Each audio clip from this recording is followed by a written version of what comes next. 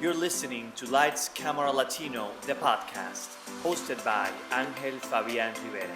Remember to follow us on our social media platforms as Lights Camera Latino and Angel Fabian Rivera.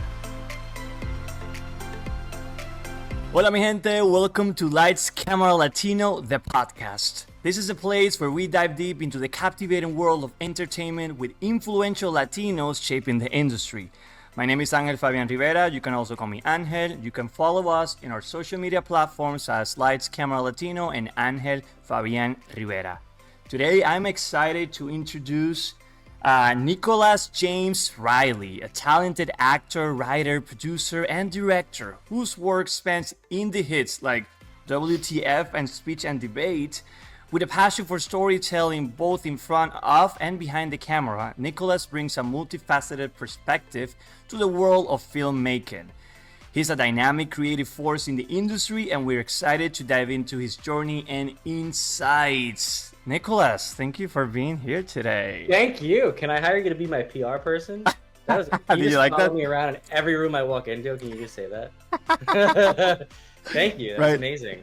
No, thank you, man. You're the legend. I mean, you have it. Icon, yeah. legend, the moment, right? You know, yep, that's right. As it says. I didn't type that. who did that? I don't know. So how are you? How's everything in New York? Is it freezing up there right now? I'm good. I'm good. It is freezing. It's starting to get colder and colder again. But you know, we all love it. We choose to be here. So Right? you know, I like winter in New York because there's a camaraderie to that. There's like they're like, all right, we're all gonna bear this because the city's worth it. You know. Right, and it's magical, right? It's like that everybody thinks about New York and thinks about like the snow and falling down and the skyscrapers, and it's just like, Yeah. why It's not? cute right? like once a year, and then it's just the it's first like- snowfall. You're like, oh yeah, this is great, and then it quickly goes away. And it's like, I am done. Yeah, where I are am you? done. I am in Atlanta right now. So yeah, I pop in Atlanta, New York, LA, whatever, Puerto Rico, and but right in Atlanta right now, it's we got some snow a couple of weeks ago, wow. which is crazy, and now it's very hot. Now it went up to like 70. Yeah, it was. Oh wow, It's crazy. But then in the mornings it's like 30, so it's that type of year, Yeah, I guess. global warming. Yeah, it's There like, it is. why? Yeah, like no, like just give me one, like at least, Yeah, so I yeah, can yeah. dress up, for that.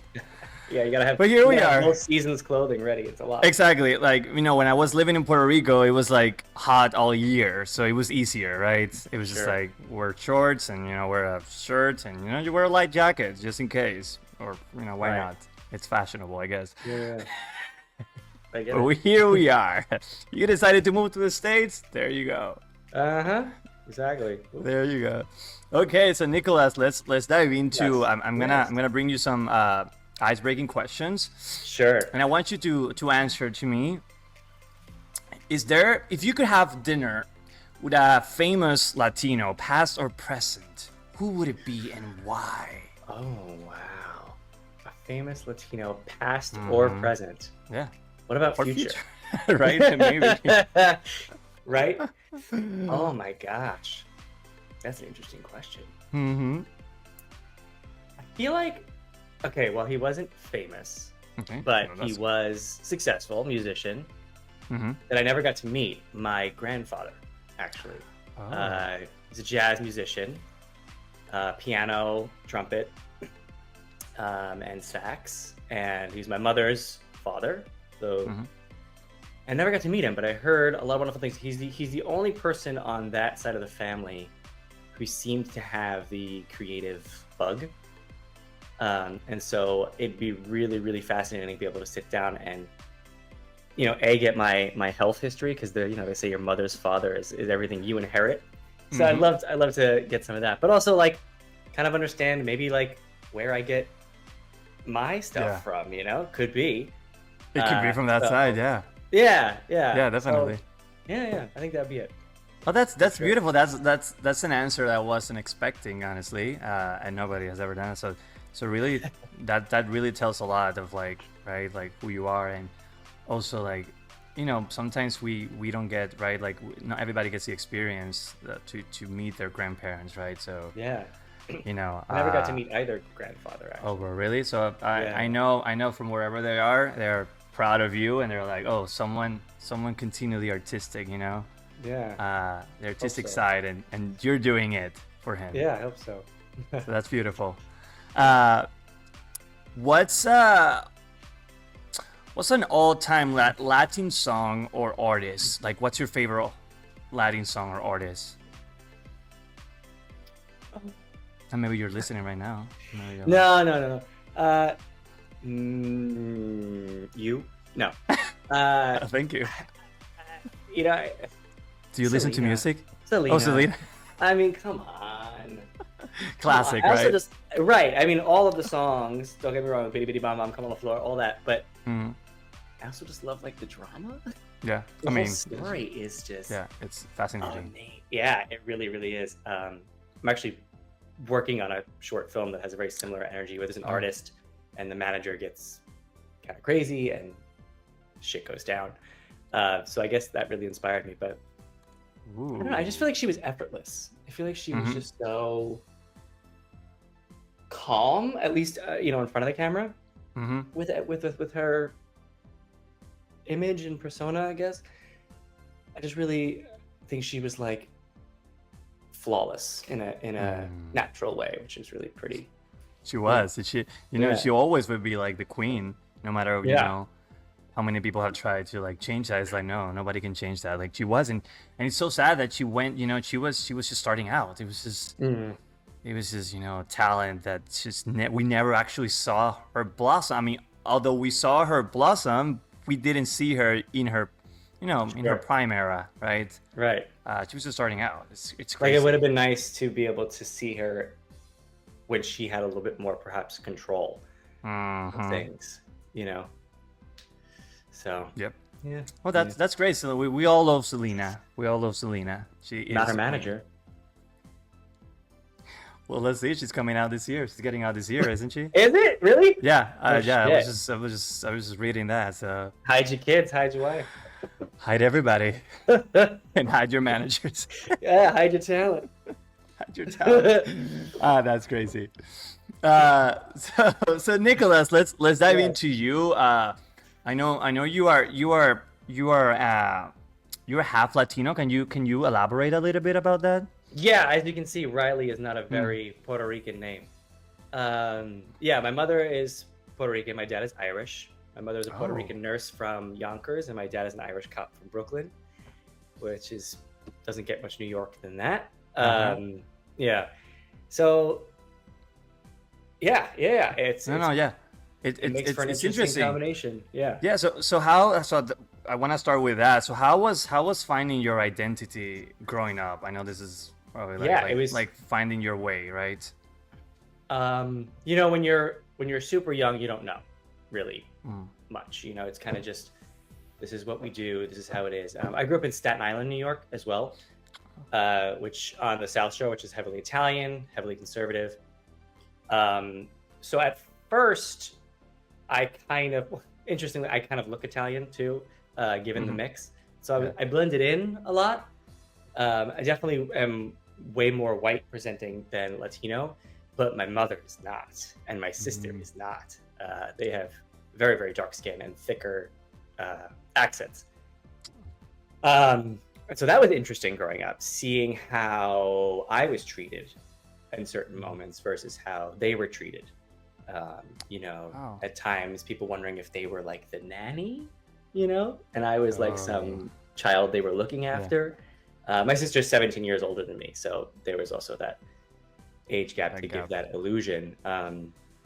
So it was weird. Like I would watch different subtle behaviors in people when they were interacting with my mother and sister versus me or my dad. And slowly I started to be like, what's that? What's that about?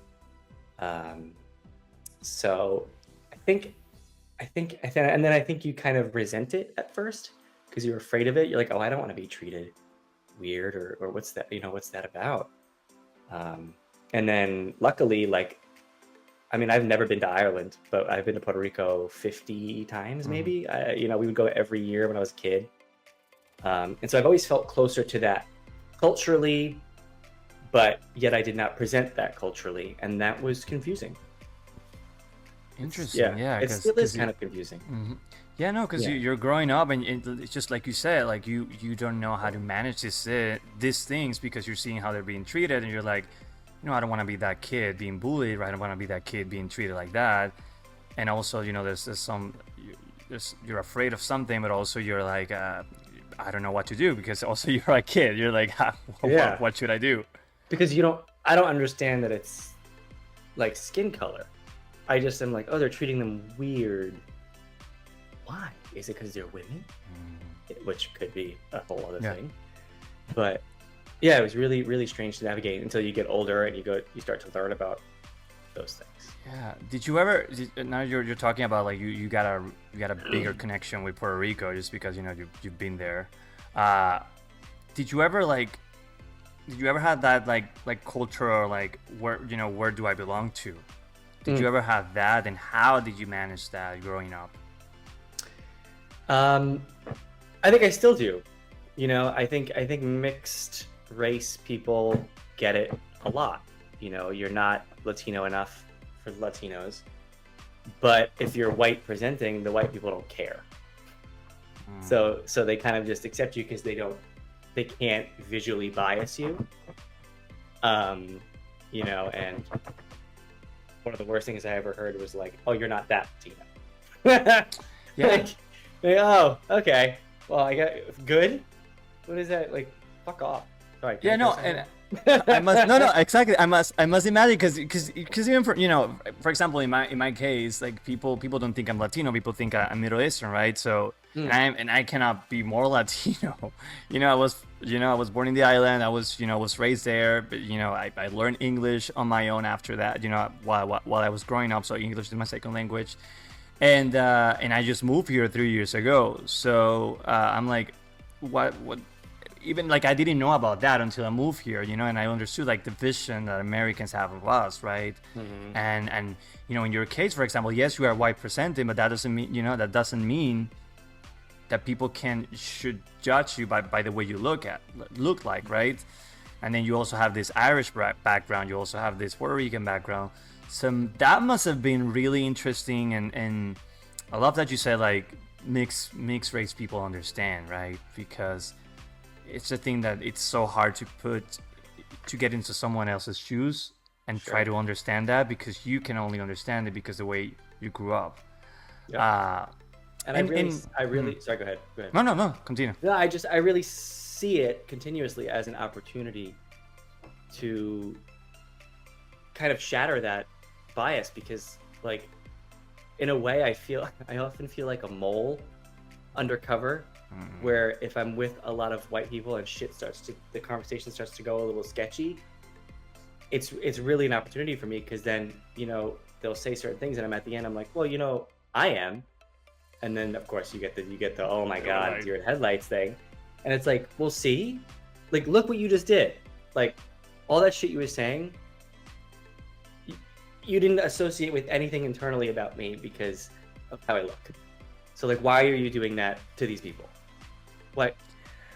Like so I try to slap them when I can.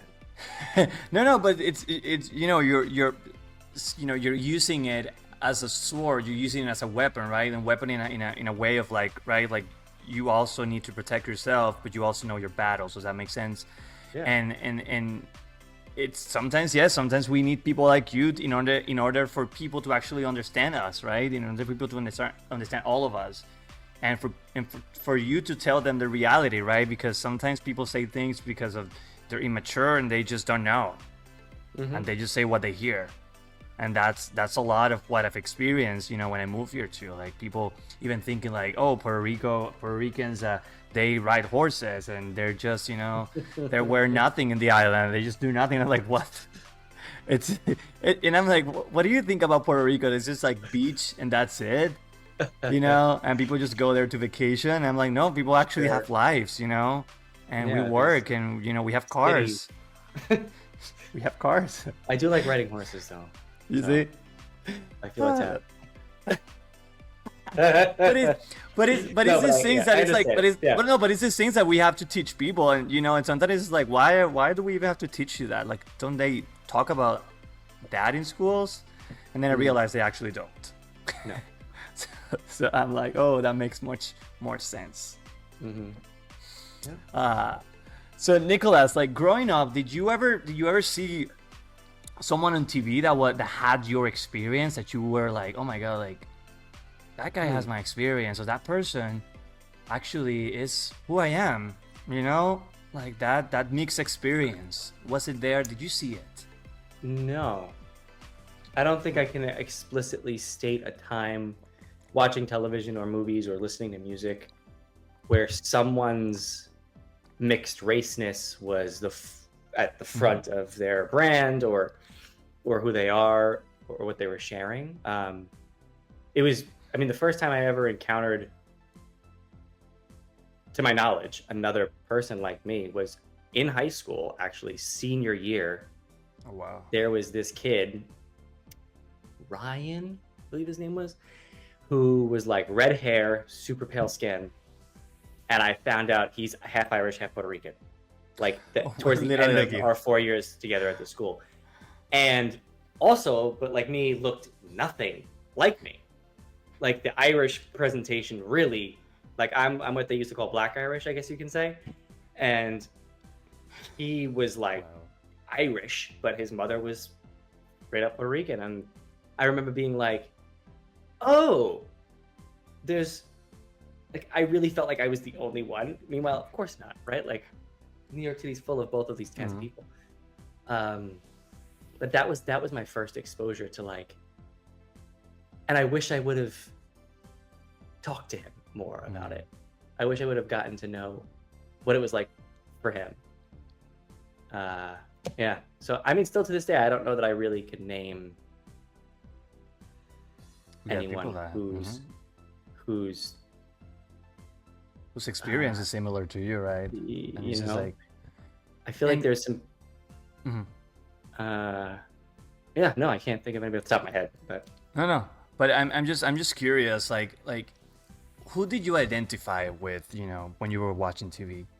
Like, how was that experience to you? Did you identify with the Latino? Did you identify with the white passing looking? Did you identify with someone Irish? How was that? I don't know that I ever identified with race in that way. I mean, maybe subconsciously. I don't know. Maybe. Yeah, but for me, it was always more about like the story, the feeling, than like the actor. Like I still am not really somebody who like follows artists really so much as their work, their music, their movies and stuff, but them as people are of less interest to me. Yeah, it was always about the story and feelings and such. Yeah, I love that. So talking about stories, like what inspired you to start being a storyteller, right? To start getting into theater, into film, and where was your first experience at? Was it theater or was it film? My first experience as like a professional would be theater, for sure.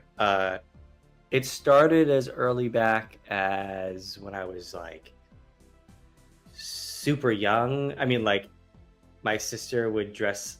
So my sister is the oldest, and there's like 5 boys beneath her. Yeah. So you guys are 6?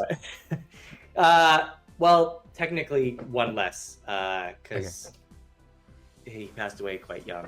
Sorry. And then there's like there's a marriage involved, so that person wasn't there yet. So, but yes, there was 4 actual people under her.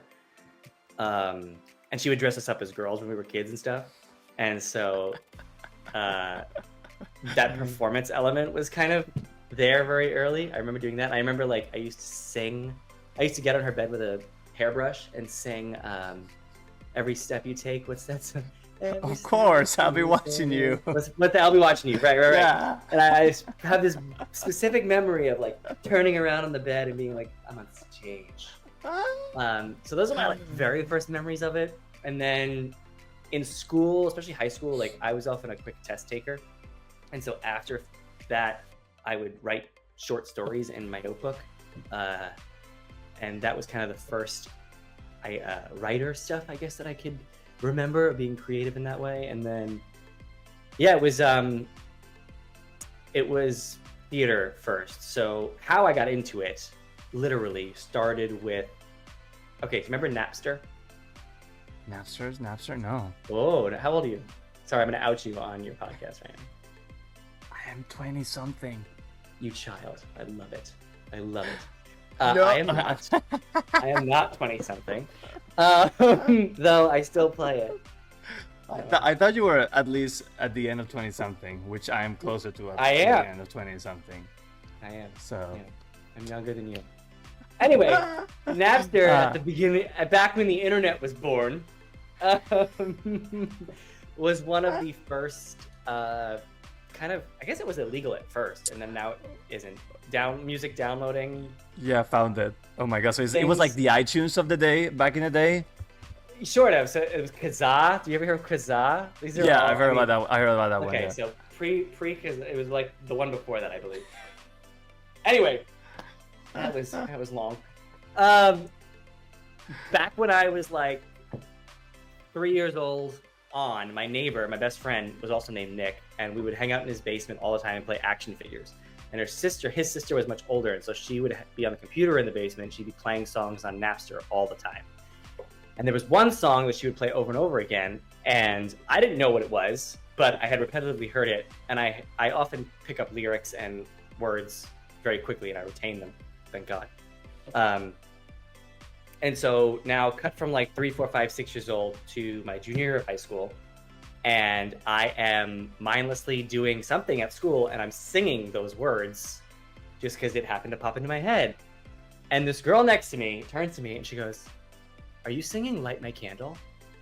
And I was like, "What's Light My Candle?" And she was like, "Have you ever seen Rent?" And I was like, "I don't know what Rent is." Would you like my candle? Oh, straight up. Every word, both parts, perfectly.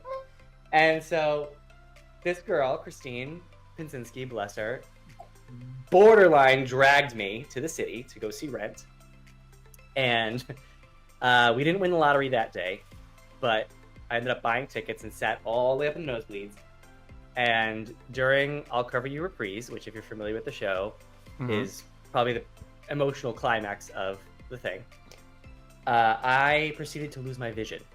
I had a tunnel vision, or everything went down to these fine points, and I couldn't see for like an hour. What? Yeah, so I'm gonna jump around time here a bit. So that happened.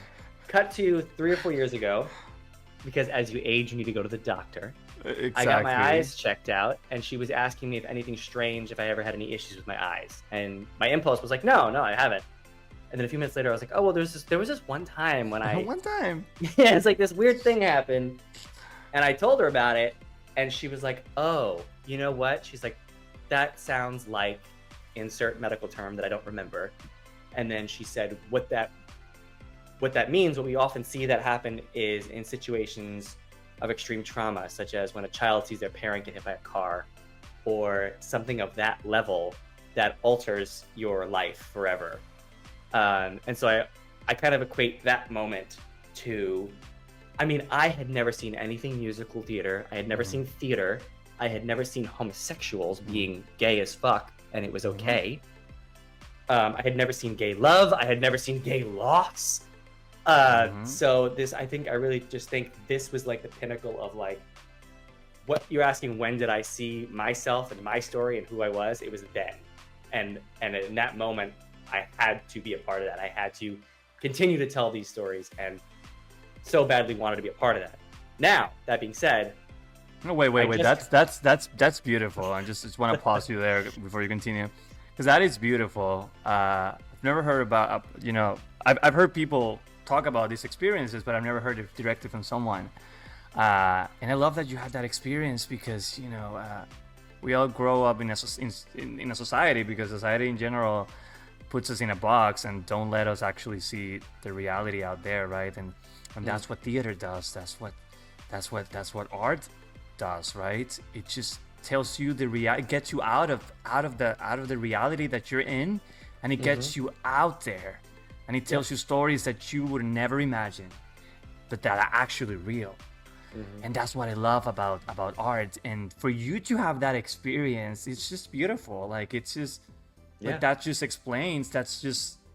literally just explains why you do what you do, you know? Truly. That just says a lot about what you do as a person, as a human being, and what you came to this world for. Yep. It's crazy. Sorry. Really. No, you're good. So I proceeded to see Rent 101 times on Broadway in the next 2 years. Of course, why not? And that's not a number I'm picking. That is the exact count. You really have it. Yes, we would sometimes 8 shows a week. They knew us at the lottery. I feel like they would pull our names even if we didn't win, because they were being very nice. So I lived there, and then from 17 to 19. So back to 17. So after seeing Rent, I started meeting more people in this world, and this guy that I was dating at the time mentioned, I love the through line of shit. You ever hear the invisible string theory? Have you ever heard this? No. The invisible string theory, it's kind of just like the invisible strings that connect one moment to another, and kind of like the ultimate destiny thing of how you, like, you know, I don't know, dropped a pencil this one day, and that ultimately leads to you meeting your wife or whatever. Yeah. Anyway, so this guy that I'm dating, he invites me out to his house in the Poconos for a weekend. We're 17 years old. We're going to go do this naughty thing. We go out there, and while we're there, he's like, oh my God, my really good friends who are a few houses down are in town. Should we all get together and just, like, drink 99 bananas and have a good time? And so we do. And very similar situation where I don't really know what I'm doing, but the girl who had brought me to see Rent had then exposed me to much more theater. So we saw Wicked. So we're at this party, and Wicked comes on, and it's The Wizard and I, and that's my favorite song in Wicked. And I proceeded to prance around the room and skrelt The Wizard and I with all my might. And at the end of it, one of the girls who was at the party, one of the neighbors, who's now my best friend of 18 years, comes over, and she says, you should come do the shows at our all girls high school.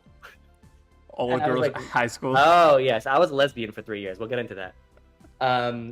So I did things. I see that now. Yeah. So I was like, LOL, you're crazy. I don't know what that means. I'm not, whatever.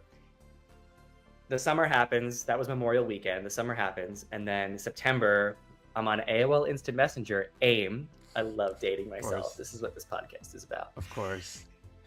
So I hear that little sound effect when somebody logs in. Yeah. And it's I remember that. Yep, Nikki Babe 229. There she is. And I'm like, oh, that's that girl from that time. Let me see what's up with her. And I'm like, hey, how are you? She goes, auditions are tomorrow. You're coming. And I'm like, it was like you gotta do it. It was like you have to do it. It's like I didn't have a choice. You have no other option. No. These powerful women who just come into my life and pull me towards my destiny are fantastic.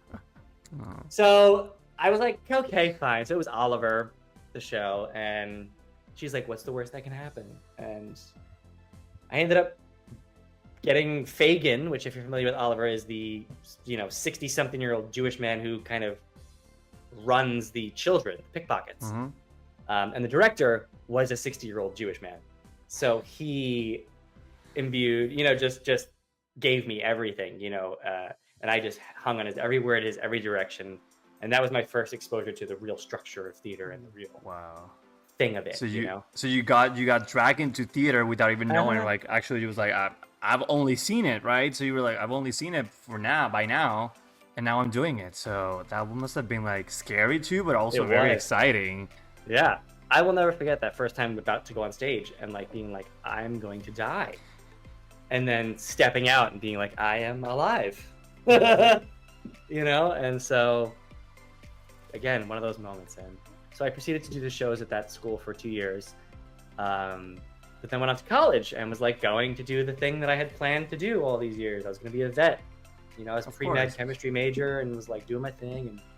But as any artist who has chosen this path knows, once you get bit by that bug, once that thing hits you, it doesn't go away. And I just kept feeling this like panging, this emptiness. I didn't know what it was. So I started auditioning, and that's when I booked my first off-Broadway play.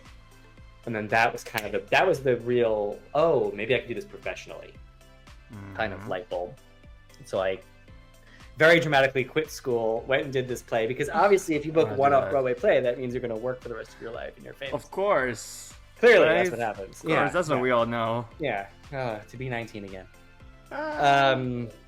So, yeah, and then after that, I was like, well, a doctor doesn't become a doctor without going to school, and a lawyer doesn't become a lawyer without going to school, so I decided to study, and that's when I started to take it seriously and really learn the craft and things like that, which took me to Circle on the Square Conservatory, which was the best 2 years. You did Circle on the Square. Yeah, Beautiful. Yeah, really, really great. Graduated from there, decided I needed to change, moved out to LA for 6.5 years, did some films, did some feature films, joined the union, had a really good time out there. That's where I learned to kind of write and produce. And then, yeah, that's kind of... Oh, that's a hell of a lie. That tells that you are not in your 20s something anymore. Say it again. No, but you can tell by that right now. Yeah. But it's just beautiful to hear that story, because I've seen this story on film. You know, I've seen what you're telling me, but I've never seen it for real. And I love that you said something that you talked about being a vet, right? And then actually finding out that was not it. You know, no matter how much you tried, I must have believed that it wasn't that like a day to night decision. It was like, okay, I'm gonna try it, right? And it was like, no, it's not for me. And you did it. You know, you had to follow your passion. It's just like you said. You know, it all comes back to your sister, kind of, right? Like to that kid singing on the bed with the microphone, becoming a character and singing and singing to "Would You Like My Candle." You know, I didn't know it then, but you didn't know what it was. That was it, though. Truly, that was it. And now you are here today because of that experience, and that's always in our subconscious, right? And we never think about it. And you know, and I want you to sit down and actually realize that you're here because of that, and you're here because you had to be here, right? Mm-hmm. Again, like you said, there were always women that drag you, right, to your space, and I believe then that you've always been surrounded by women, right? Like you had your mom, you had your sister, and then you had all these women that really show you, right, what it was, art. Yeah. And that's beautiful. It's just beautiful, and you are here today because of that, and you're here today because you actually worked your ass off to be here. It's nice to frame it that way, because I feel like, you know, especially millennials and Gen Z, we are so, for lack of a better word, woke to mental health and things like that, which is fantastic. But I think it often leans us to be like, here's the bad shit that happened to me that helped form where I'm at now. Yeah. We don't give enough attention to the good shit. People often think that Latinos, for example, you know, I'm going to put this example, Latinos all have the same experience, right? But we do not. And just to listen to your story, for example, like I don't know that many people that have had that experience, or I don't know anybody that have had that experience at all. And to listen to it, it's just, you know, the whole point of this podcast, again, is just to show people who we are as Latinos, and we are not one. We are so diverse. We come from different backgrounds.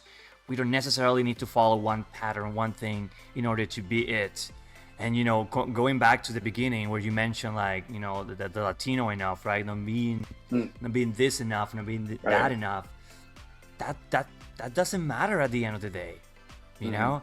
Because it's how you approach it, you know, and you have had your experiences where you've been, you know, you've connected to your roots in Puerto Rico, at least, you know, and that's the beauty of it, you know. I always say, like, for you to be something, it's you have to have that passion, that like willingness of like finding out, right, or like, oh, why, or this and that, or oh, I know this now, I didn't know it, or I didn't grow with this, I didn't grow Right. up with this, but now I know about this. And it's about that, and that's life in general. And also that's you know, we are that as artists as well, right? That's who we are. You know, we make our art based on experiences. There's no other way. Nobody can say anything, right? Like, that's why they always say, like, the older you get, the better actor you become, Yeah. because it's just about experiences and about life. Sure. Yes.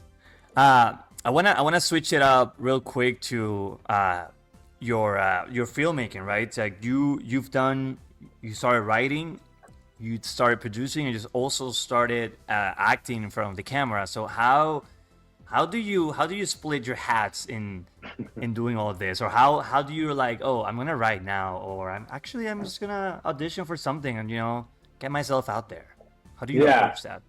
Well, there's a wonderful acronym called ADHD. Have you ever heard of it? I don't know what you're talking about. It's magnificent and crippling at the same time. No, I don't really have a strong, like, system for it.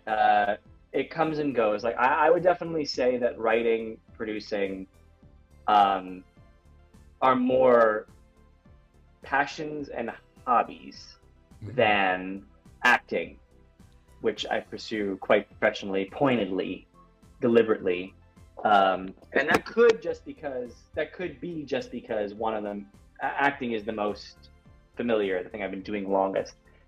But it all started with the frustration of, you know, everyone's making their own stuff. Apparently this is what we have to do, you know? I'm so tired of auditioning for crap. I want to tell stories that I am interested in, that I fit. And that's really how it started, back in LA, 2015, 16, whatever it was. I was dating a writer, and he taught me everything that the foundation of what I learned about structure and how to, you know, use the software and things like that.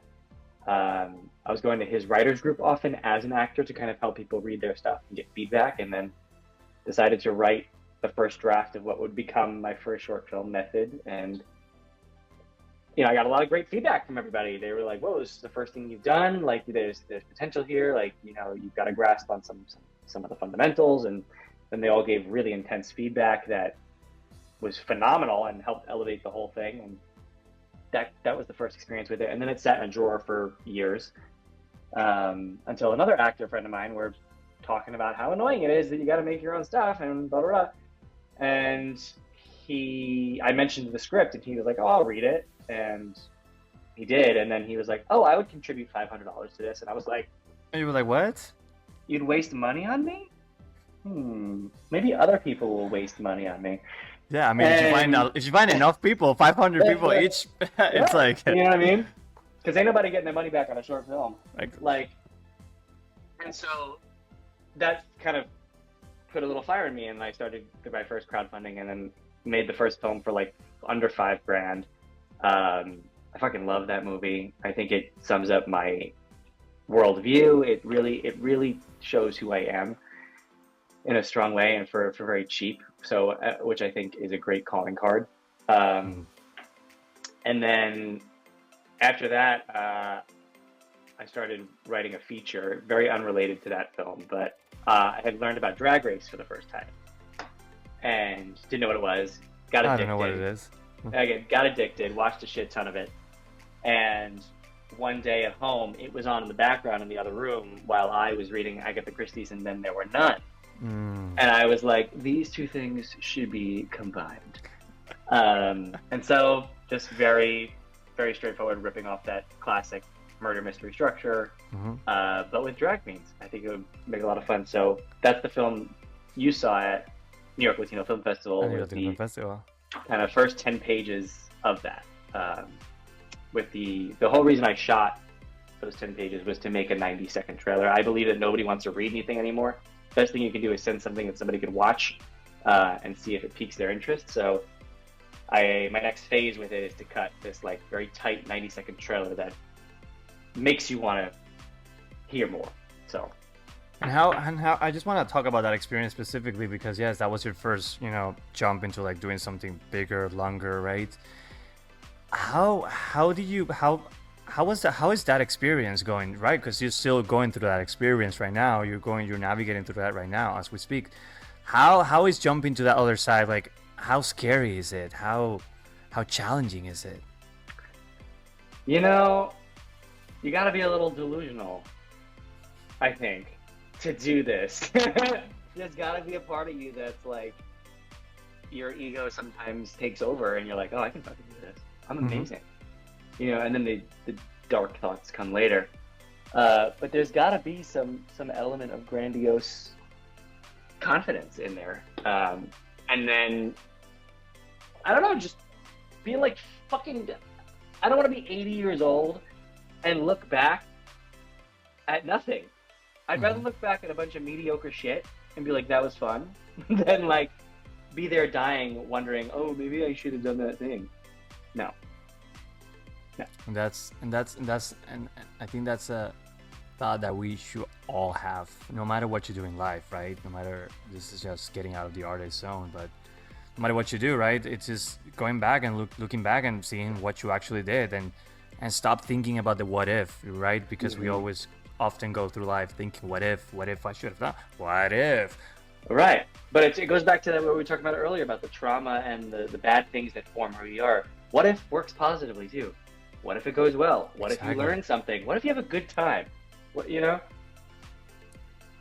So. No, and I love that you've also like as an actor, using your experience as an actor and as a creator that you've been, all these years, and now putting it in another form of creating, right? Because now you're in the other side. You're actually creating what you want to see, what you want to tell, right? What you want people to get from and take from, and also like from the point of view of an actor. That's beautiful, and that's what I think, and you said something about like, oh yes, we have to create our things, but I think that should be for everybody. Like I think every actor should know at least how to shoot from a camera, how to do lights, how to do props, how to do designing, like find something else, because I do believe that'll make you a well-rounded artist, right? And I often go to sets when I see people not giving a fuck about what PAs are doing, and I'm like, right, who do you think you are? Right. Yeah. And it's just like, it just gives you a different perspective. And I do believe now that you write from a different perspective than many other writers, because you have that experience being on stage. You have that experience being in front of the camera, and that makes you stand out and be ready for anything. And I think and I believe everybody should do that. I hear you. Yeah. And furthermore, it's the stuff that I'm not good at that's been the most valuable in the process, because, like you said, being an actor first, and like, I would say like directing is the thing that I least, what's the word? Like, least innately understand. Like I don't have like that visual storytelling gut thing. Talent, I guess, is the word. And I learned that in the first two movies, where I was like, oh, a lot of this feels a little point and shoot. It's a little bit about just getting the actor seen and the action scene and cool. But after now making the first two movies, really becoming aware of that, and I'm like, oh, like, what other things could I be doing to enhance the moment? Like, why is this zoom important? Why are we panning? How should we pan? How long should we pan? How fast should it be? How does all this information feed what's happening? And just, that's been really fun. And it was only because I didn't do it as well as I wanted to at first that I am able to now focus on it and learn from it. Yeah, that's beautiful, because you're focusing and you're putting your time and effort to that, to learn, and you want to do it, right? You have the passion to learn, and that's, once the passion is done, it's, that's it, right? And at least you have this passion of like continuing growing, continue learning. And I want to, okay, maybe I wasn't good directing, but what if I could keep trying? Maybe I'll be good at some point, you know? Maybe I won't. But at least you're trying, right? And because I was taught in school, in college, that I only had to do acting, right? I only had to do acting, that was it. And I was like, no, like, I don't want to be that person, you know? I want to be able to understand. I want to be able to have eyes on the other side, you know, that if somebody asks my opinion, you know, I can offer and I can be like, okay, you know, I believe this, but obviously I, you know, also know the line, where the line starts, where the line ends, and all that. I think it just makes the experience even more fun. Also, you know, because you're like, okay, I know what's happening behind there. Ooh, you know, this and that, and it makes the experience better, and it makes you a better creator, a better artist. And again, I always, you know, I also teach, right, to young actors, and I always tell them, learn something else. Even to the people that I see that started in film, I'm like, you should go try be on stage. Well, it's like it's like any other business, you know what I mean? Like, you know, you pick corporate America. It's like, if you're an engineer, you're not doing the marketing job, but you know what marketers do. And you understand how it feeds the entire process of this. And so kind of having that blinder on of like, this is my only thing, is a detriment to you, detriment to the project. And I like what you said, that it creates a respect for everyone. Like, everyone has at least some understanding of the challenges of each position. And, you know, when lighting is taking 100 million years to get done, you know why, and you know so you look amazing. Exactly. That's it. So go get a friggin' protein bar and wait. Exactly. Thank you. And you know, you are here at 5 a.m. Yes, but all these people came here at 2, 3 a.m. to have this set for you. So please, you can wait another fucking hour. So So stop the divaness. It's just experiences like that. It's just like we all need to learn that. We all need to, you know. And I wish for every artist out there to learn something else. That's it, you know. You don't have to be the best in everything, but you at least have knowledge of it. All right, so it's time for Latino Trivia Showdown. Oh gosh. And here's how it works. You get to choose the challenge, okay? So pick from 5 categories: history, guess the song, guess the celebrity, food, or entertainment. Once you pick, I'll ask you 3 questions. But here's the twist. Oh my god. I'll give you 2 possible answers, and you have to pick the right one. Okay, so no pressure. It's just good vibes and some friendly trivia. It's all about Latinos, okay? And if you don't know, it's okay. What hit me those categories again. So we have history. We have guess the song, guess the celebrity, food, or entertainment. You let me know what you want. Oh my god. Food. Oh, okay. You want to Surprise. change? I love that. Food. Okay, so let's go with food. Okay, so the first question says, which country is famous for making pupusas? A, El Salvador. B, the land of happiness. I'm sorry, the land of happiness? I feel like there was a colon there. The land of happiness, Puerto Rico. El Salvador. Are you sure? All in Regis. You're right. Oh, look at that. Wow. Okay. The next question. Which country is famous for mofongo? A, Puerto Rico. B, the Dominican Republic. Oh, both. But, I think DR owns that one. You sure? Fuck, maybe that's just because I've been yelled at by some Dominicans about mofongo. I don't know.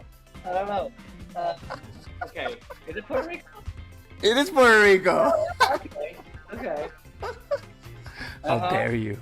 Yeah, Well, I got. although they say they started it first, right? They say they did Well, it of course, first. because we have to compete about everything. Everything, right? But they do it differently. You know, they call it Right. mango, right? They do the mango, which is like more, boiled. We Puerto Rico, we don't eat boiled shit. We just fry everything. But who did it first? Actually, the Dominican Republic did it first. So I mean, so I'll give you that. Okay, so that the third question and the last question is, what is coquito? A. Oh, Puerto Rican eggnog. B. The reason you cannot walk straight after 2 sips. both. My sister makes an amazing coquito, by the way. Oh, really? Yes, yes. I need to So, try it out. I guess you could say it's like eggnog. Yeah, I guess so. Yeah. Yeah, I mean, people. That's Yeah. the only way Yeah. to tell Americans like that's actually That's what is true. actually coquito. It's like the closest comparison. It's like Yeah, it's I just can see eggnog, that. but Yeah, it's our way. Yeah. Okay, love that. That was fun, Nicholas. Thank you for that. Thank you. Yes. I want Okay. mofongo now. I want mofongo, please. With carne frita. Ooh. Sounds good. Ooh, mayo ketchup. I Give might it to get that me. tonight. What advice do you give to all those young actors out there? And there's something that we haven't talked about that much, but queer actors out there. I want you to be specific with that, because we go through a different journey, and no matter what Yeah. people say, our journey is different, and we go through different struggles. What advice do you give to those young actors out there who wants to pursue acting or been wanting to do it for years? They don't want to do it. They're afraid. What do you tell them? Man, I honestly, I would say focus, because you are probably doing 100 other things that you are prioritizing. And there's a great book called War of Art. Forgive me, I forget the author's name, but it's called The War of Art. And it deals with this idea of resistance. And one of the biggest ways it defines resistance is procrastination. And procrastination's best friend is justification. There is nothing better than a reason why you have to do this other thing besides something else. Yes, your kids need to be fed. Yes, you need to go to work. Yes, you have to walk the dog. Those are all true things, and it's very easy to put all of that in front of the things you need to be doing. And you have a lot more control, and you have a lot more access than you think. Self-submitting and doing the work yourself is the most important thing. Representation is lovely, but you have to do the work. You have to focus and work hard, and the only way to fail is to give up. So keep going. I love that. I love that last line, because we often get no. This is like a career of no's, right? And that's what people don't understand. It's just like how many times do we get up, right, in order to continue? And like nobody's doing what they're doing. And it didn't happen in one day, right? It didn't happen in Right. one night. It just takes time, and we got to be patient. Yep. And we have to stop excuses, like you said. Like excuses are for whoever wanted to tell them, right? This is like Yeah. for who invented them, Yeah. literally. Yeah. So yeah, I love that. Thank you for sharing Yeah. that. And one more thing. There's also mhm. one more thing. Just also remember that auditions are your chance to play this person. This might be the last time you ever get to do this. So don't throw it away. Don't half-ass it. Have the most fun, and also bring all of you to that first audition. Doing what's on the page is what 90% of people are going to do. Taking the page and interpreting it through you is what no one else will do. So please do that. That's beautiful, and Yeah. that's a really great view of auditions. People often take to like oversee them and be like, this is This is one reading, right? I'm just gonna read it, but no, it's your moment. It's your only chance. Like you said, it's probably gonna be your only chance, your first and last chance, in order to get in there. I love that. Nicholas, where can people find you on social media out there? Where can people reach out to you? And also, what's next for you? What projects are you doing? And how can people, I know you have a film also developing out there. So whoever wants to like help you or be part of it or, throw $500 there, how can they do it? Well, I'm always working the corner on 115th in Amsterdam, so you can find me there. No, but in all seriousness, I have a lot of plays going on. I'm very fortunate right now. I'm doing Pecking Order at 59 East 59th from now until, actually, this will air after that. So forget that. Can't come see it. But it was fun. You can come see me next in The Pillow Man by Martin McDonagh, which is one of my all-time favorite plays. This is a dream moment for sure. Playing at Woodside Queens at the Secret Theater, produced by Headwall Theater Company. And then after that, I'll be in The Last Supper, which opens on Holy Thursday and we close on Easter Sunday. The Last Supper is about a young couple whose relationship is on the rocks, and in an effort to save it, they invite all their exes over for dinner. So have fun with that. And then me, you can always go to nicholasjamesreilly.com to contact me in any way. I've got all of my information up there. That's the gist of it.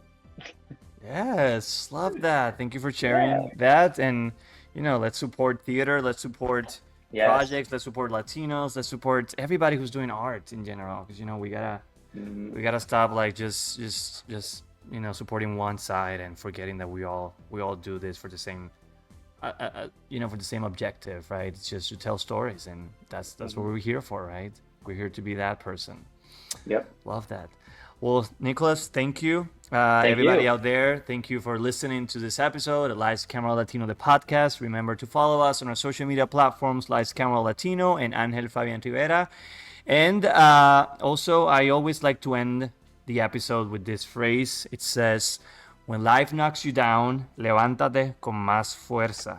Keep fighting. And that's why I love what you said, because it's something that I always get driven by. So thank you for that, and thank you for listening to this episode. See you in the next time. All right. Thank you.